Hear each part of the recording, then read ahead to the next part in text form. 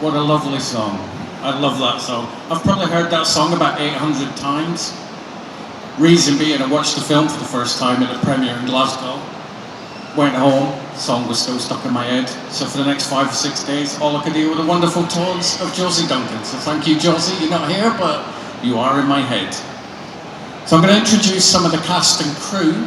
Not everybody could be here. I am going to be asking Fraser just how many people helped put this film together, so think of a number, Fraser. First out, Valerie Andrews, one of the wonderful producers. Round of applause for these people, please. That would be much appreciated. I'll even do it myself. The writer and the guy who came up with the original idea based on a true fairy tale. Fraser would correct me if I didn't say that. Fraser Coull. The director of Faithful, Linger. Takes more than one producer, I believe, to make a film. Lindsay Jenkins.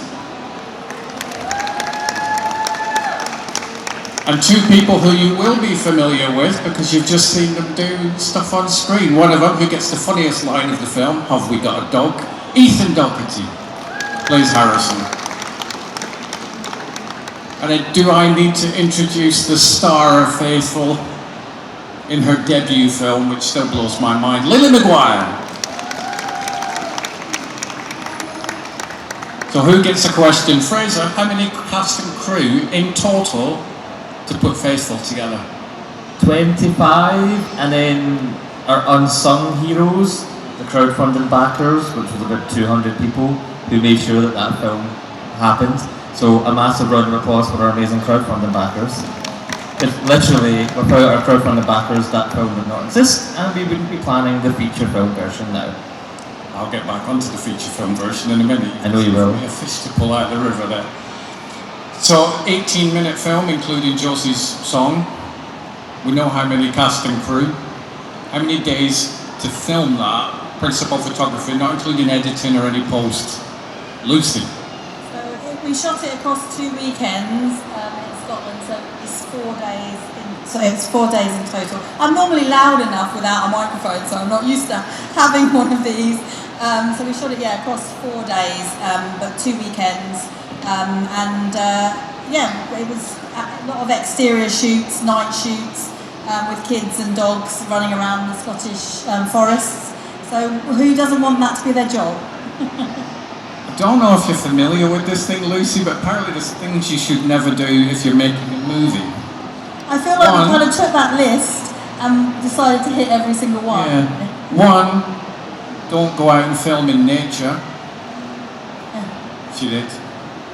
Two, youngsters. Yeah, kids, animals. Animals. You Stunts, did them all. Stunts. We did stunts. Yeah. All the things they say not to do on a low budget, in particular, because you've got to have a stunt coordinator. Everything you do with those kinds of things, you've got a stunt coordinator for all the stunts. You have to have chaperones for every child on set, so we had 2 chaperones on set as well.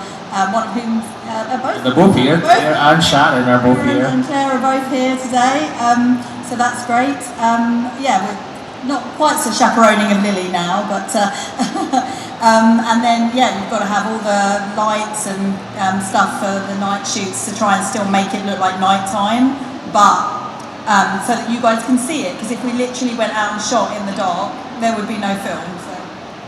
So Ethan, did you get to keep the dog? In the film, yes, we got to keep the dog. In real life, have you used the dog here? No. No. Would you like to have kept the dog? Yes. Let's not open that can of worms with his mum in the audience. Would you like to get the dog now? Should we try and keep, do you want it? No, I think it's a bit busy right now. It's a bit busy. He's in Hollywood right now, guys. Dog's in Hollywood. Could be here. It's in Hollywood. So this is a question, Valerie, also Lindsay, you can answer it. What was the role of producer on this film for you? What was your experience like? For me specifically, it was more about finding the locations where they would allow us to film with children and dogs and all of these places. Thankfully, Scotland is a very friendly place, so if any of you haven't gone, I would highly recommend it. And we shot at Blackwood Farms, and I forget the name of the other place. But they were extremely generous with us, letting us use their Airbnbs to shoot. They were super accommodating. They were very excited just to contribute to the filming and to the project. But it's about showcasing also the best of Scotland's, more like, if you're into hill walking, mountains, and all of the above, it's a great place to be. So at least for me, it was finding the places. They requested a kitchen with an island. Do you know how hard it is to find a kitchen with an island?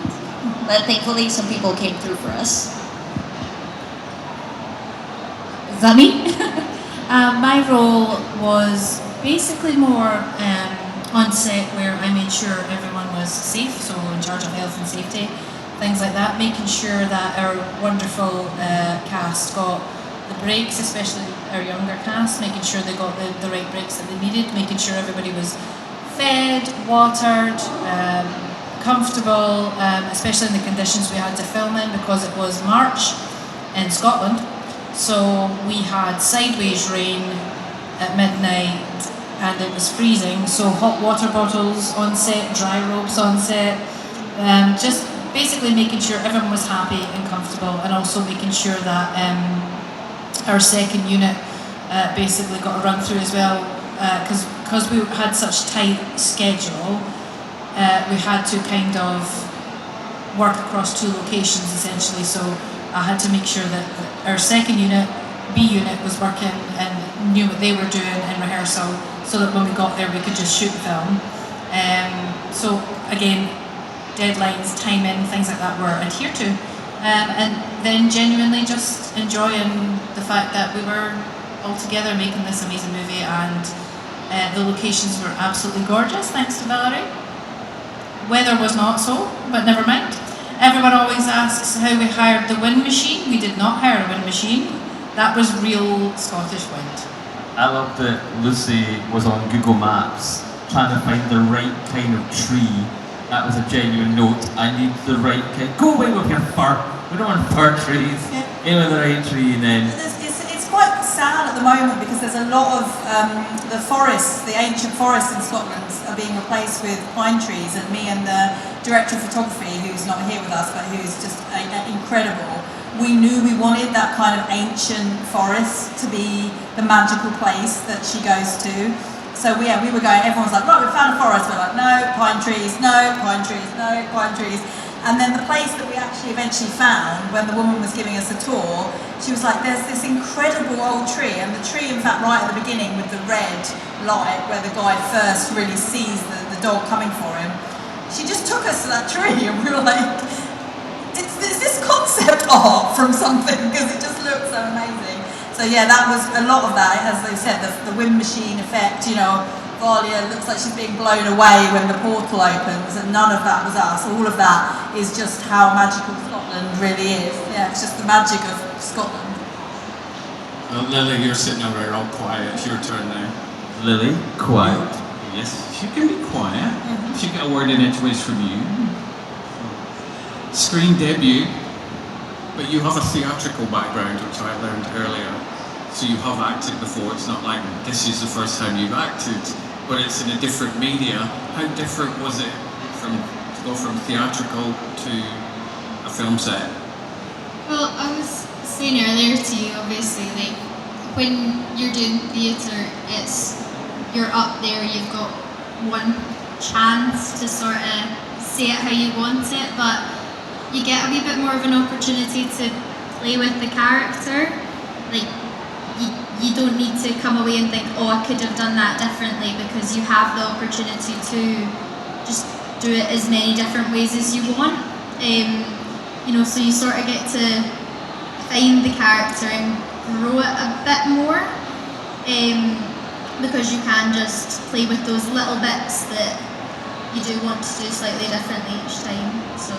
You also had the difference, I'm guessing, in theatre there's no rain machines falling down and those crazy Scottish winds attacking. How was it to act in those horrendous... I've seen the behind the scenes stuff. Are they on the Blu-ray?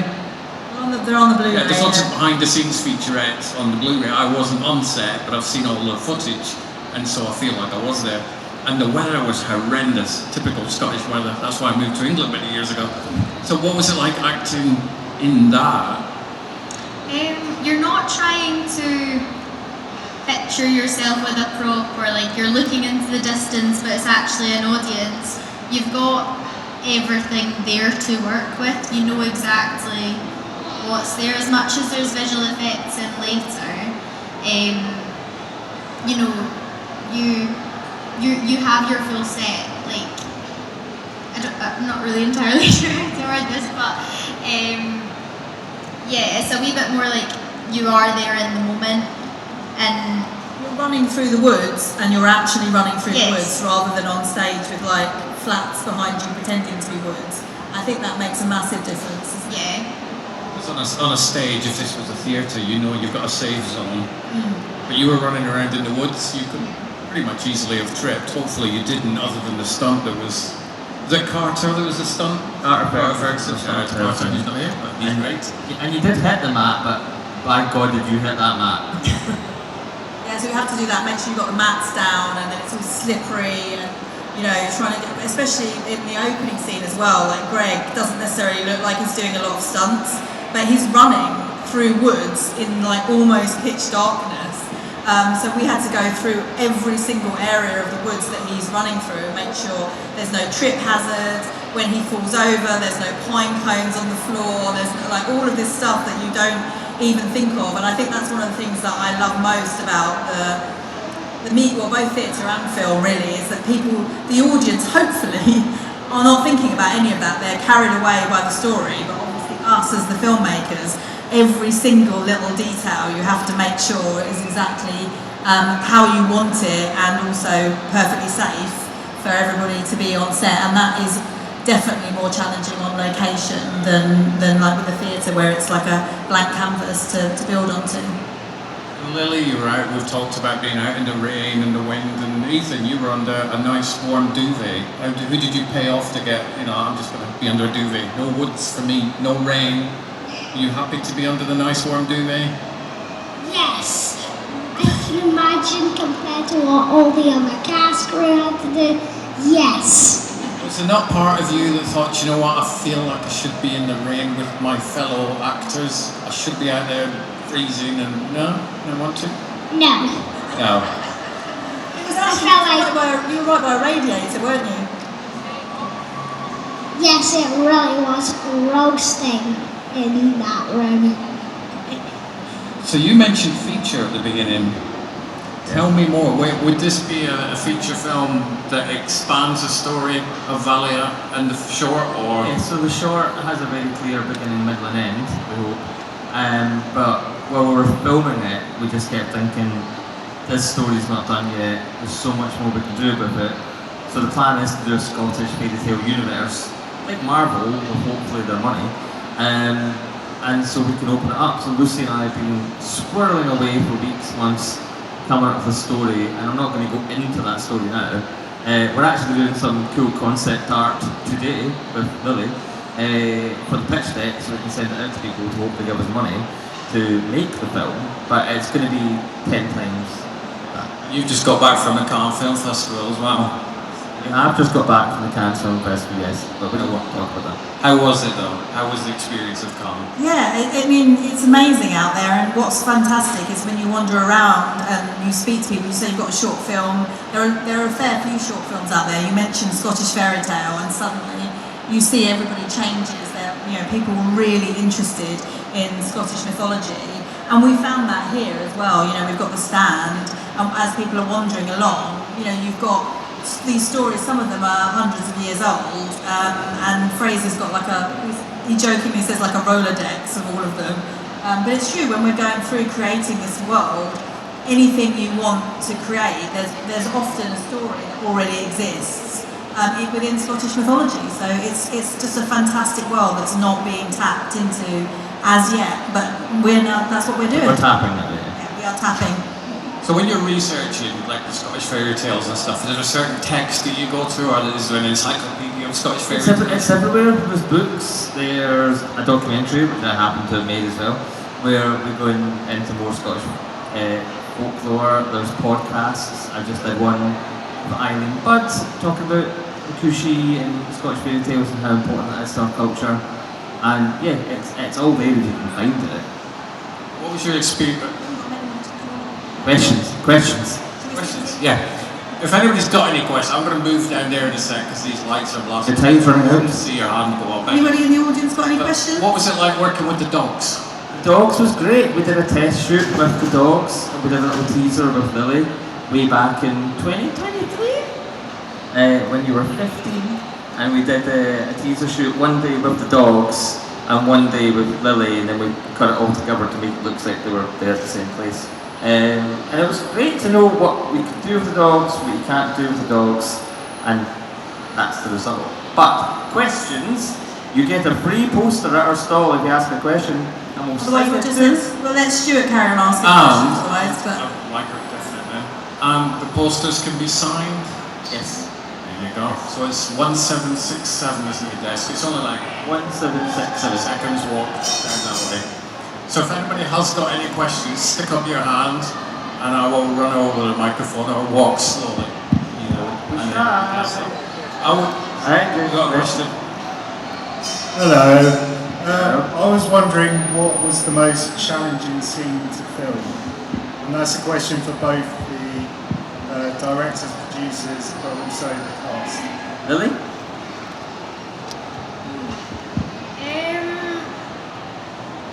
That's a difficult one. I think being out in the weather, as much as that's been spoken about a lot, because it was more, it looks warmer than it was in some of the scenes, so having to switch from being wrapped up in a dry robe. I had a hot water bottle under my jacket at one point, but sort of standing there a wee bit cold and then having to shift to be looking like, oh, I'm now in character. It's warm here, so I think definitely, as much as the weather has been spoken about a lot, trying to do those outdoor scenes as well, and also with the visual effects, a lot of that's not there. So working out in your mind, obviously there was a very clear picture in you guys' heads. So when you were putting that across to us, and you're like, right, okay, there is going to be a fairy dog there, and telling yourself that as well. I think that definitely for me was the most challenging thing, the scene in the portal, because you've got Lily, before her mum arrives, it's Lily on her own and me running around going, there'll be a big red dog here, he's really scary, and now there'll be a little green dog here, and then we have the actual real dog coming in. There was a couple of times that when he runs up and confronts his former friend, who's now the big scary red dog, there were a couple of times where he just like ran up and we were like, stay, and he stops and then he's like, just like lays down and like rolls over and shows his tummy, and we're like, well, you're meant to be really scared of a massive red dog. So that was definitely, I think, because we had the dogs, we had the weather, we had, and not having the CG characters there. That was the most challenging scene for me, I think, definitely. Last question. I do. From there, Next to the chicken. sitting next to the chicken.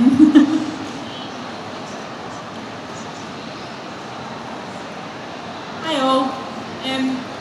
It was quite an emotive story, and I wonder if you considered the well-being needs of the cast.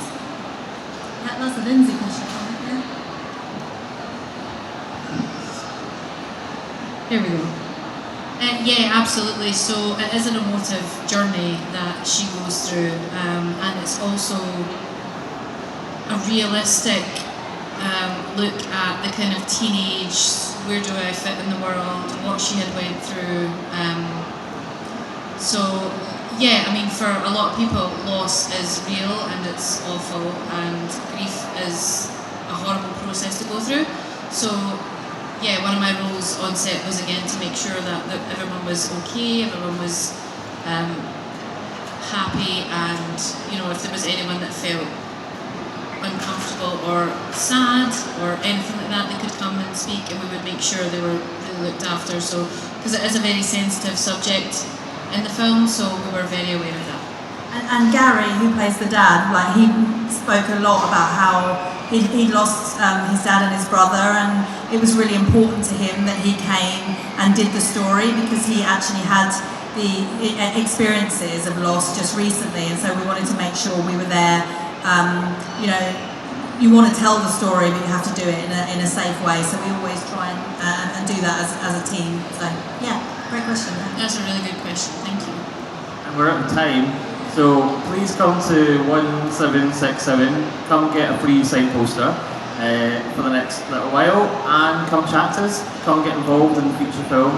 Come support us. But thank you so much for coming out. A huge thank you to everybody for taking some of your time out to come and sit in the panel room. There's so much to do out there. I'm sure we all appreciate taking your time out to come and watch the film. Absolutely. And show over to the booth over there, get a poster, get it signed. Yeah, please do. If you have any other questions, please just come and see us, and we'll happily chat to you. So. Thank you. You can have a round of applause for the cast and crew of Faithful, those that are here and those that aren't. Thank you to MCM as well. You've been amazing. Yes, thank you.